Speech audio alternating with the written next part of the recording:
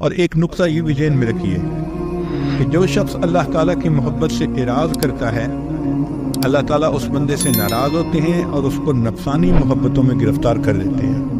یہ اللہ تعالیٰ کا عذاب ہوتا ہے بندے کے اوپر کہ اللہ تعالیٰ کسی بندے کو مخلوق کی محبت میں گرفتار کر دے۔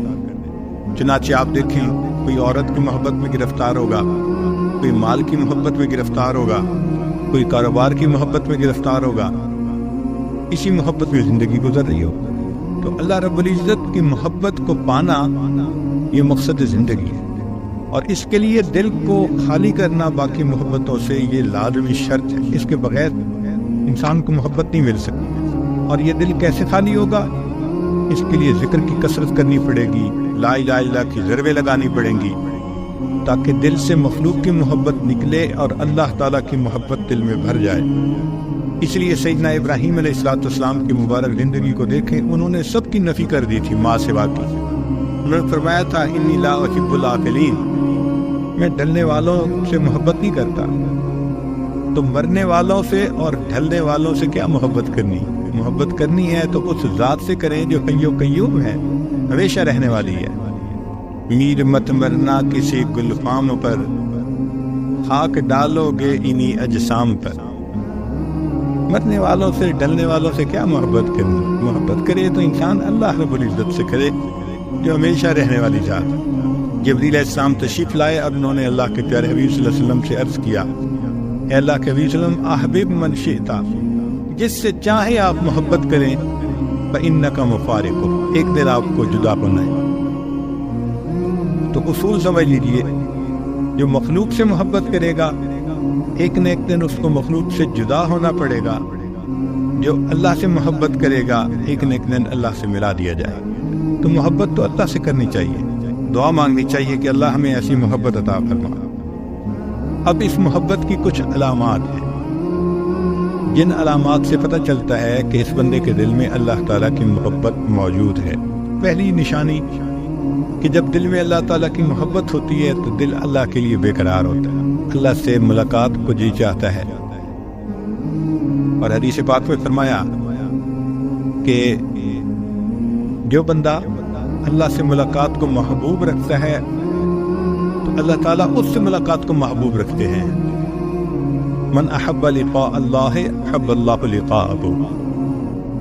تو محبت کی پہلی علامت کہ دل اللہ کے لیے بے قرار رہتا ہے اور انسان اللہ تعالیٰ کی محبت پانے کے لیے تڑپتا ہے، اور پھر دل چاہتا ہے کہ محبوب سے محبت کا اظہار کریں۔ محبت اظہار چاہتی ہے، عشق اور مشق یہ اظہار چاہتے ہیں، چھپے نہیں رہ سکتے ہیں۔ تو اللہ تعالیٰ کی محبت کی اظہار مانگتی ہے، تو اظہار کیسے کریں؟ اللہ نے نماز کو اس کا وسیلہ بنا دیا۔ چنانچہ ہم جب نماز پڑھتے ہیں نا تو گویا اللہ تعالیٰ سے اپنی محبت کا اظہار کر رہے ہوتے ہیں۔ اللہ کے سامنے ہاتھ باندھ کے کھڑے ہوتے ہیں، پھر رکوع کرتے ہیں، پھر سجدہ کرتے ہیں، یہ گویا اللہ سے محبت کا اظہار ہے، یہ ایک وسیلہ ہے اللہ سے محبت کا۔ اللہ تعالیٰ کا دیدار تو مومن کو جنت میں ہوگا۔ دنیا میں اللہ تعالیٰ نے کہا کہ تم دیدار تو نہیں کر سکتے، البتہ اس دیدار کا تصور کر سکتے ہو۔ تو فرمایا کہ ٹھیک ہے، دن میں 5 مرتبہ اس دیدار کا تصور کر کے کھڑے ہو جاؤ، یہ نماز ہے۔ اس لیے فرمایا ان تعبد اللہ کأنک تراہ، تم اللہ کی عبادت ایسے کرو جیسے اسے دیکھتے ہو۔ فإن لم تکن تراہ فإنہ یراک، اور اگر یہ تمہارے لیے مشکل ہے تو یوں محسوس کرو کہ اللہ تمہیں دیکھ رہا ہے۔ تو بھئی ہم محبوب کو دیکھیں یا محبوب ہمیں دیکھے، مقصد تو وہی دیدار کا ہوا نا۔ تو دن میں 5 مرتبہ مشق کروائی کہ جنت میں جو چیز تمہیں ملنی ہے اس کا تصور کر کے یہاں اپنا ٹائم گزارو۔ جب محبوب سے ملاقات نہیں ہو سکتی تو اس کے تصور میں ہی مزہ آتا ہے، دستور ہے۔ اس لیے مومن کو نماز میں مزہ آتا ہے، وہ نماز میں سکون پاتا ہے۔ نبی علیہ الصلوۃ والسلام ارشاد فرماتے تھے، ارحنی یا بلال، اے بلال مجھے ٹھنڈک پہنچا، یعنی اذان دے، اذان سن کے میرے دل کو ٹھنڈک مل جائے گی، میری آنکھیں ٹھنڈی ہوگی۔ اور نبی السلام نے فرمایا کہ میں 3 چیزوں سے محبت کرتا ہوں، اور ان میں سے ایک فرمایا وقرۃ عینی فی الصلاۃ، میری آنکھوں کی ٹھنڈک نماز میں ہے۔ تو یہ اللہ تعالیٰ کی محبت کا نتیجہ تھا کہ اللہ کے حبیب صلی اللہ علیہ وسلم کی نماز میں ایسا مزہ آتا تھا. کہتے ہیں کہ ایک بزرگ سے ان کے سامنے کسی نے کہہ دیا کہ یہ جنت میں نماز نہیں ہوگی تو ان کی آنکھوں میں سے آنسو آ گئے. کسی نے کہا کہ حضرت رو کیوں رہے ہیں؟ اور ماننے لگے بھئی اگر جنت میں نماز نہیں ہوگی تو پھر جنت میں مزہ ہی کیا آئے گا. کتنا ان کو مزہ آتا ہوگا نماز میں کہ نماز نہ ہوگی تو جنت پہ پھر مزہ ہی کیا ہے. ایک نوجوان آیا اور حضرت حاجی امداد اللہ مہاجر مکی رحمۃ اللہ کے سامنے اس نے بیٹھ کے نا جنت کی باتیں شروع کی. حضرت سنتے رہے جب اس نے بات مکمل کر لی تو فرمانے لگے کہ بھائی اگر قیامت کے دن اللہ نے ہم پر رحمت فرمائی تو میں تو یہ عرض کروں گا اللہ مجھے اپنے عرش کے نیچے مصلی کی جگہ دے دی. کتنا مزہ آتا ہوگا کہ میں تو اللہ سے یہ نعمت مانگوں گا اللہ مجھے عرش کے نیچے مصلی کی جگہ دے دی. ہمیں جو مزے دنیا میں نصیب نہیں ہو سکتے وہ مزے اللہ والوں کو نماز کے ذریعے سے حاصل ہو جاتے ہیں. حضرت مولانا یحییٰ رحمۃ اللہ لمبا سجدہ کرتے تھے. کسی نے پوچھا حضرت اتنا لمبا سجدہ؟ فرمایا جب میں سجدہ کرتا ہوں مجھے یوں محسوس ہوتا ہے کہ جیسے میں نے اپنے آقا کے قدموں پہ سر رکھ دیا, میرا سر اٹھانے کو دل نہیں کرتا. وہ کیسی نماز ہوگی محبت بھری کہ بندہ سجدہ کرے اور یوں محسوس کرے کہ میں آقا کے قدموں پہ سر رکھ رہا. حضرت مولانا خدرمان گنج مراد آبادی رحمۃ اللہ علیہ نے ایک مرتبہ فرمایا اشرف علی جب میں سجدہ کرتا ہوں مجھے یوں محسوس ہوتا ہے جیسے قدرت نے میرے رخسار کا بوسہ لے لیا. تو نماز میں مزہ آتا ہے مومن کو اس لیے کہ وہ اللہ سے ملاقات کا بہانہ ہوتی ہے. اور ویسے بھی اگر نماز پڑھتا ہے بندہ تو اللہ سے ہم کلامی ہوتی ہے.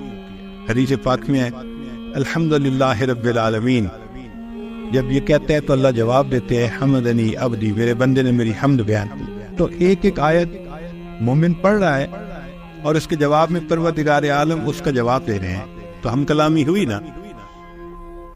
اسی لیے یہ محبت کی علامات ہیں.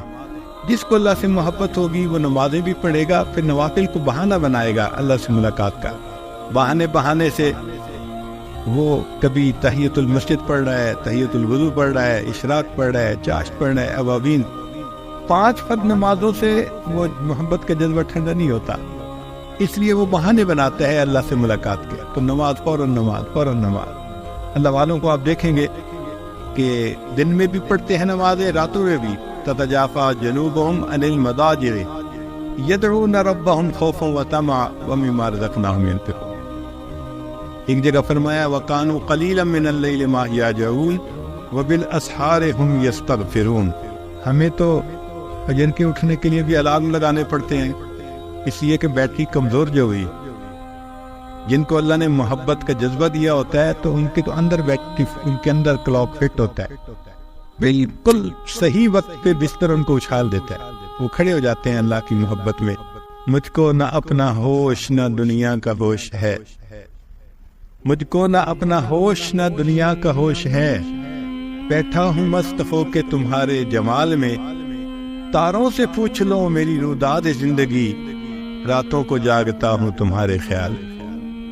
وہ اللہ کی یاد میں, اللہ کی محبت میں راتوں کو مصلی پہ کھڑے ہوتے ہیں. میری فریاد سن لے میرے مولا, بنا لے اپنا بندہ دل بدل دے.